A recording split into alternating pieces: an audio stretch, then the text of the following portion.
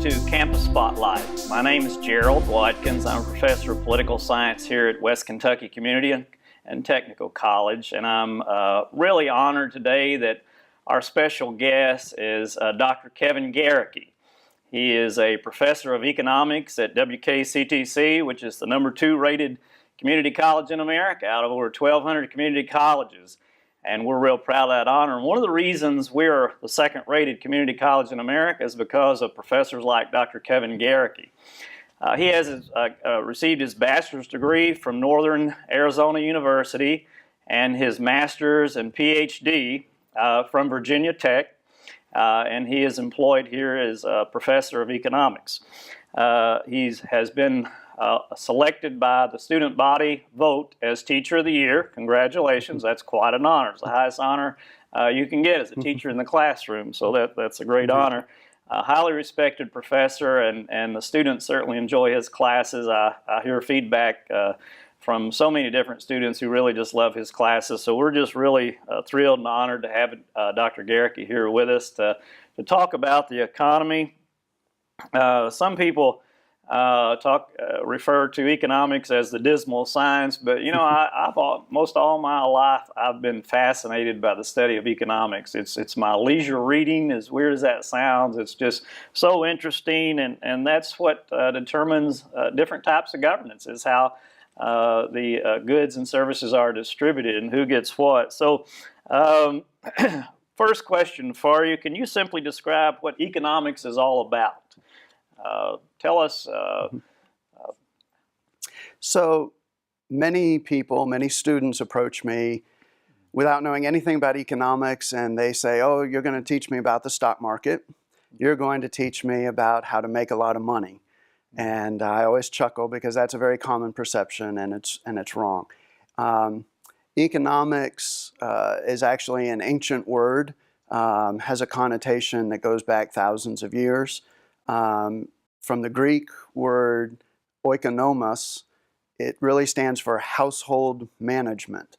And it refers to how we make our choices in our life. And so economics gives us a framework for thinking about our choices that we make. And that extends to financial choices, choices about how we use our time, how we use our money, how we use our resources. And we're constantly making those choices, and we constantly have to make choices. And so I think that's why I also am fascinated with the study of economics, because everybody is making choices every day. And for me, it's fascinating to watch how people make those choices. It is. It's a very interesting study. And I think it should be required. I don't think someone should be able to graduate from high school and certainly not get a college degree in this country without having a basic economics, a principles of economics course, because you really need to know how our economy works and how to operate in it, and to use it to your advantage, and to be able to, make money and bring goods and services to the marketplace. And if you don't know the basics of how it operates, it really makes it difficult, and I think it should be a required course. Second question for you, how does the market system work? How are prices determined? A lot of people have a lot of different perceptions about why is this, it costs this much, and why does that cost that much? How are prices determined? Tell us how the market system works. I always chuckle when I watch people as they go to the store and they purchase something, they buy something, and they may complain about the price. They may say a comment like, I can't believe this store is making me pay this amount of money. And I always wanted to ask them, who's making you buy that? There are some goods and services that, yes, we do have to buy. But for most of the things that we interact with, we get to choose for ourselves. Do we like that product? Do we like that service? Do we want to spend our time this way? Do we want to spend our time that way? We decide for ourselves for most things. And so the market is a way for us to engage with the businesses and people that provide those things.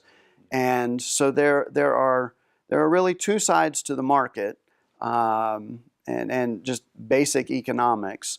It's supply and demand. You have businesses out there that choose to go into a business to supply some sort of product or service. You have consumers out there, you and I, choose to demand a certain good or service. And the market is a way for us to exchange some information. It's not necessarily just a physical store. It could be cyberspace. It's just anywhere information is exchanged about how badly do I want to purchase that good or service, and how badly does that business want to sell that good and service. And we come together and we make some decisions and come to an agreement. And really you need both sides to come together. And that's where I typically use a pair of scissors as my example of the market system. Because if you think about it, which side does the cutting? Both. You need both of them. And so for the market to work, you need both the supply and the demand to work together. And you come to an exchange, and there are some problems with it, but for the most part, people say, I really want this product this badly. I'm willing to sacrifice this amount of money for it. And consumers will say, that's my choice. Businesses will say, well, this is how much it costs us to make the product or the service, and this is how much we're willing to sell it for. And ultimately, the two come together and make some agreement and decide, how badly do we want to make that exchange?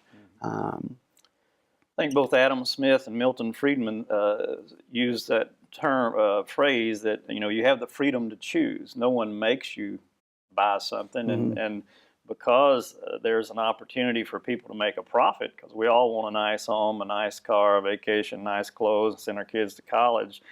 So we're always looking for some way to make some money in the marketplace. So we have the freedom to enter the market.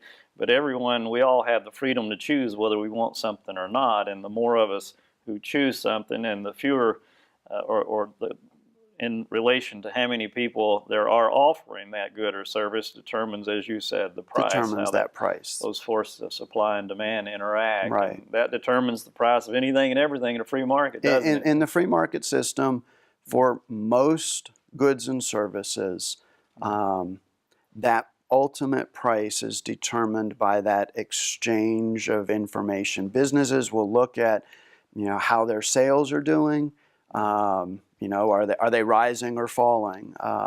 And if they see sales rising, they may decide to raise the price because it seems like people are willing to pay for it. Mm-hmm. If they see sales are falling, maybe they'll cut the price and try to keep customers buying that product. So in the free market system, businesses and consumers pretty much choose for themselves how to make that exchange happen. Yeah. And so how much it costs to bring something to the marketplace has no bearing on its ultimate price, does it?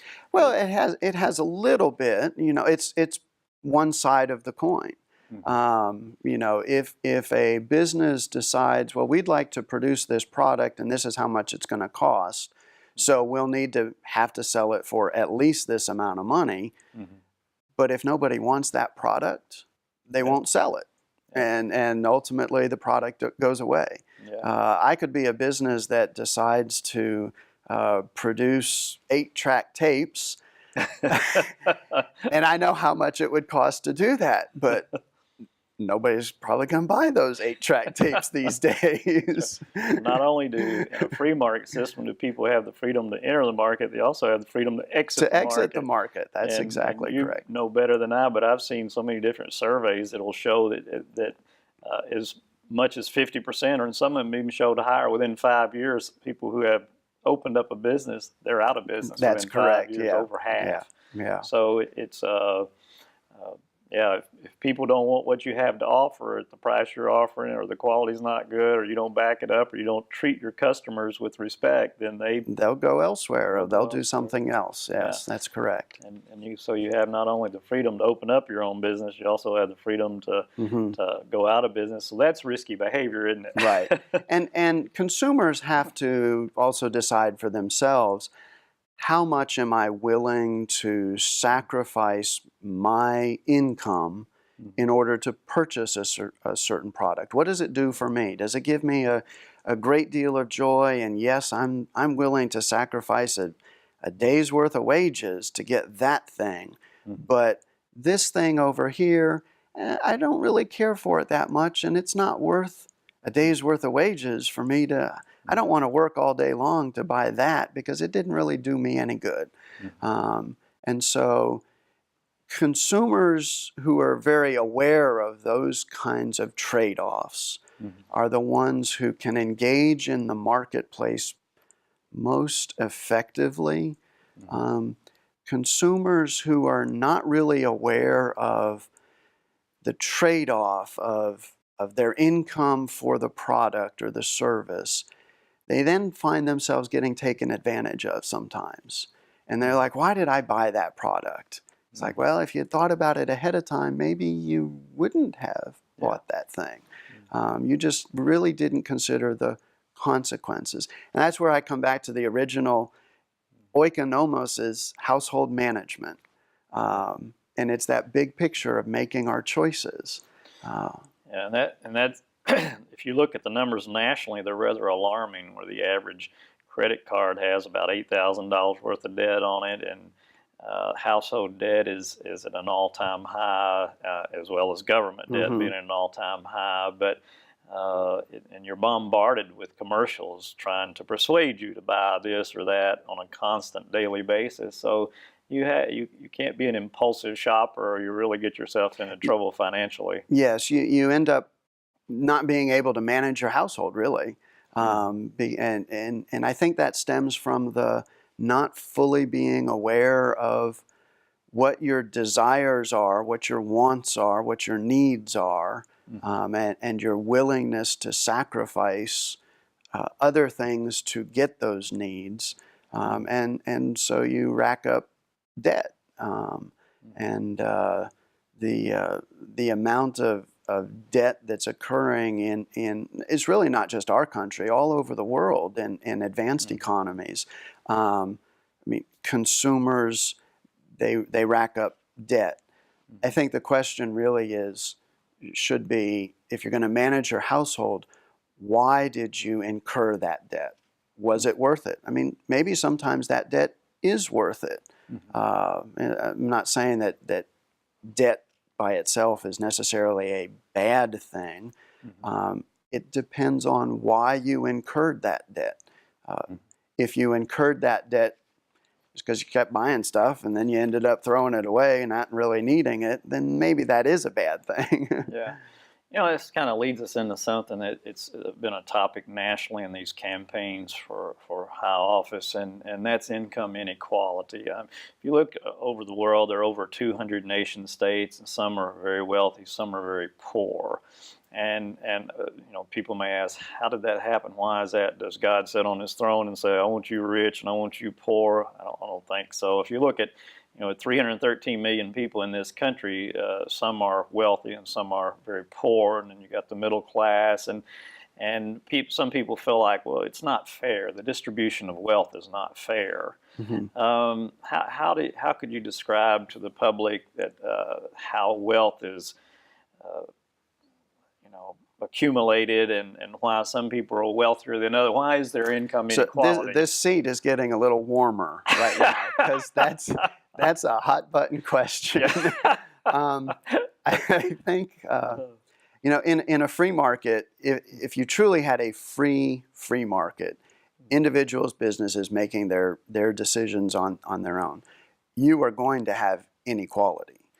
It's a result. It's going to happen. But you mentioned a word, fair. Economics tends not to really have a good framework for that moral dimension of fair, unfair. Economics is a way of thinking about making our decisions, but ultimately decisions have another component, which kind of is that moral decision. But, you know, in terms of income inequality, there are different people have different abilities and they do different jobs. And there are different demands for different kinds of workers, depending on what kind of job it is. So, for example, a professional football player every year is going to make millions of dollars. People will say, well, that's not fair. All he is a football player. Well, there are a lot of people that enjoy watching football games. And you ask yourself, well, you know, he's throwing a football. I can throw a football. But if you put me in a stadium with 100,000 people, I probably would not be able to do very well. I don't have those kinds of talents. There are very few people that have those kinds of talents. But there's this huge demand for, we want football players that have those kind of talents. I mean, somebody's going to be earning a lot of money. Versus a job that really doesn't have that same skill set, and maybe even a job for which there's not a great demand for, that person might not be earning as much income. And so that's why you end up with some people earning a high income, some people earning a low income. It may not necessarily be fair, but it's a nature of the market system because we're all working different kinds of jobs. So just like prices are determined by the forces of supply and demand, the wages that one earns, I think I read one time that there were over 401 or so different vocations in this country. Oh, at least. Yeah. Yeah, probably a lot more than that. That's been years ago. So I tell my students, you've got at least 400 plus choices. You know? But it's just what you mentioned. Those forces of supply and demand also determine wages, don't they? It's not, we get criticized in free market economies by those in command economies that, well, you don't pay people according to their contribution to the betterment of society. As you were talking about the football players, you know, what contribution does that make to the nation state? One could argue how valuable that is, but that doesn't have anything to do with how wages are determined in a free market, does it? Right. In a free market, again, those people coming together, choices being made without intervention, you're going to end up with that sort of dispersed wages. It's going to happen. And it really has the worth of the job has no bearing in that framework, in that conversation.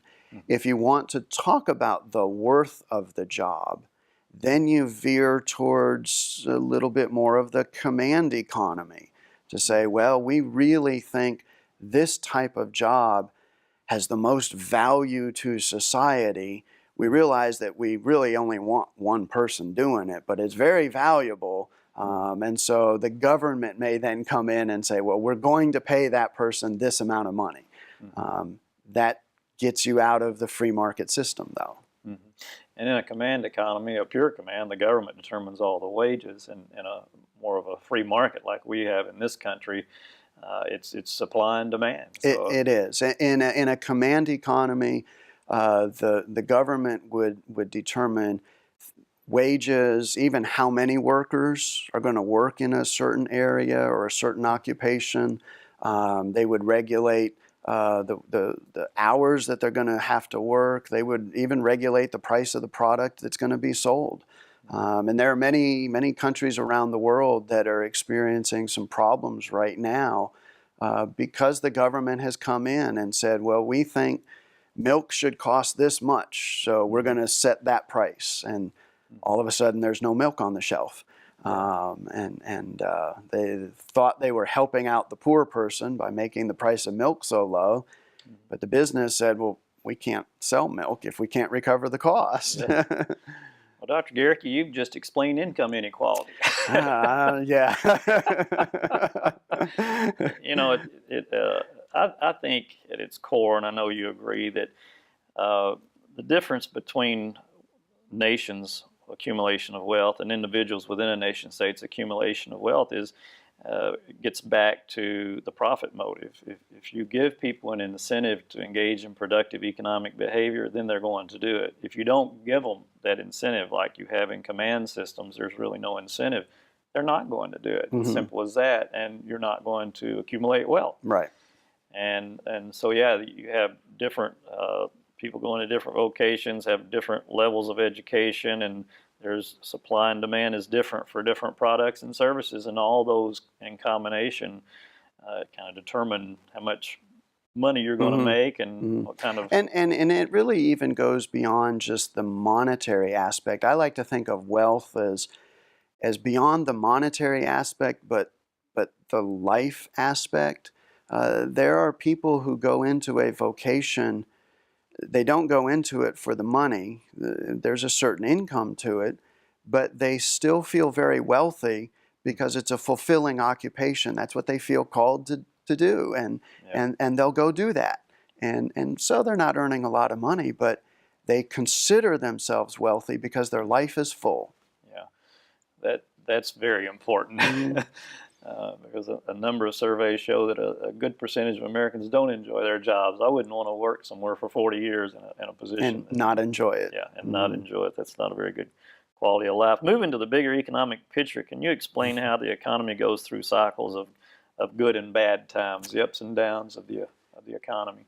So I'm glad you did not ask the question, so where are we headed? That's a very common question. Or is the recession around the corner, or is the economy going to grow? And economists are often asked that as though we might have a crystal ball.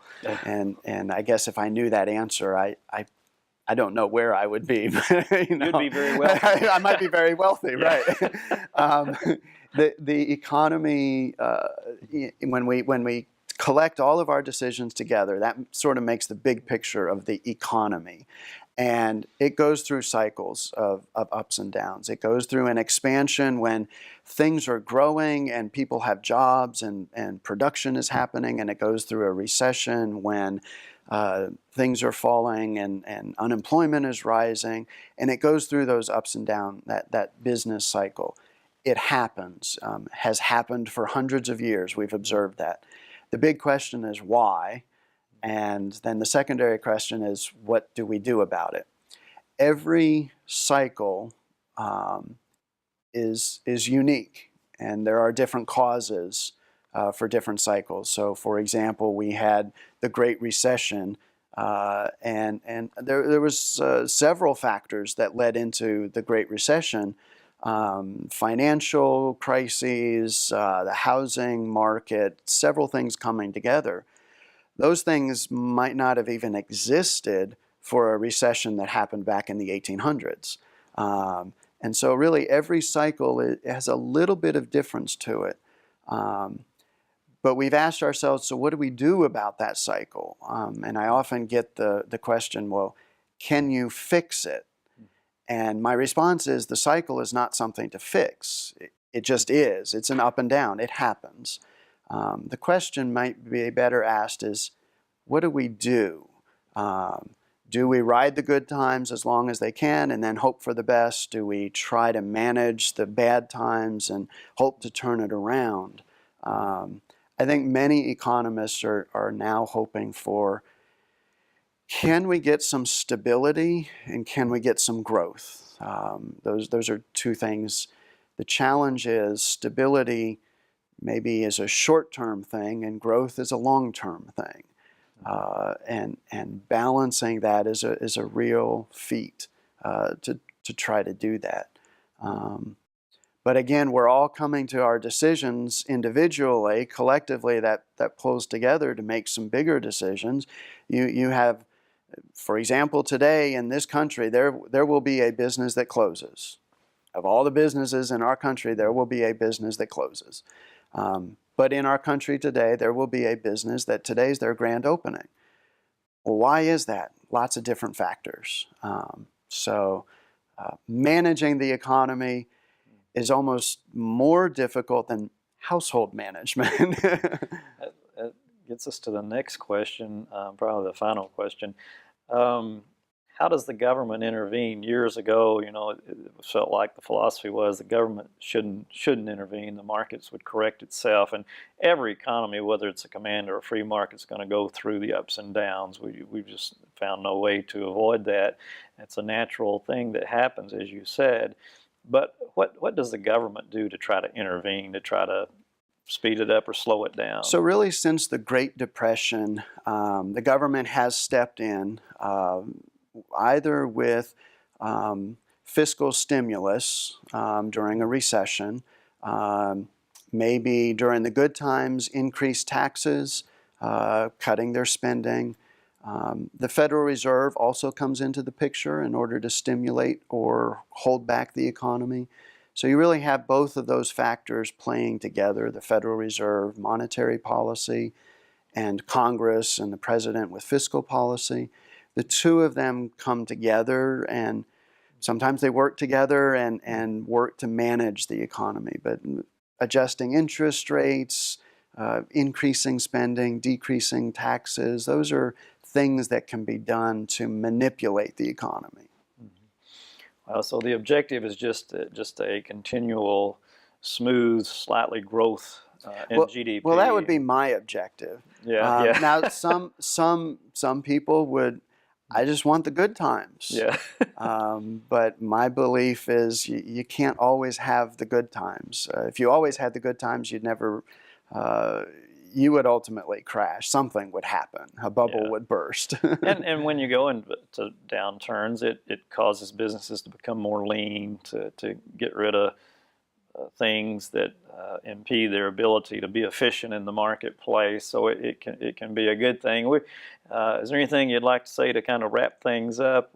I think when people think about economics, think internally first, my own choices, my own decisions, and then recognize that interacts with your choices and your decisions and everybody's choices and decisions in this country. And then recognize there's a global element. Everybody around the world is making choices and decisions. It is an immensely complicated way of thinking about the world. But it is the reality. We have to make choices. We have to make our decisions. And my choices affect your choices. There's no way around that. We're all part of this one globally, it truly is a global economy, and choices that are happening around the world are affecting me right now, and vice versa.